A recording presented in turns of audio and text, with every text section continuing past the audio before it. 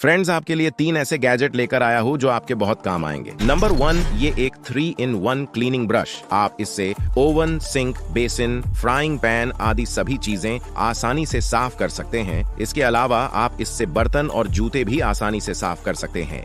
Number 2, ये एक foldable clothes dryer and iron machine. आप इसमें अपने कपड़े आयरन कर सकते हैं। बस इस मशीन के अंदर कपड़े को लटका देना है और टाइमर सेट करके छोड़ देना। ये मशीन उसी टाइम के अंदर कपड़े को आयरन कर देगी। इतना ही नहीं, बल्कि आपके गीले कपड़े भी इसमें सुखा सकते हैं। नंबर 3, ये एक चॉपस्टिक्स स्टोरेज रैक। इस रैक में अलग अलग टूल रखने के लिए अलग अलग जगह है। आप इसमें चॉपस्टिक्स, किचन नाइफ, चम्मच, कैंची सभी चीजें पानी से धोकर इसमें रख सकते हैं और पानी निकालने के लिए नीचे एक ट्रे भी है।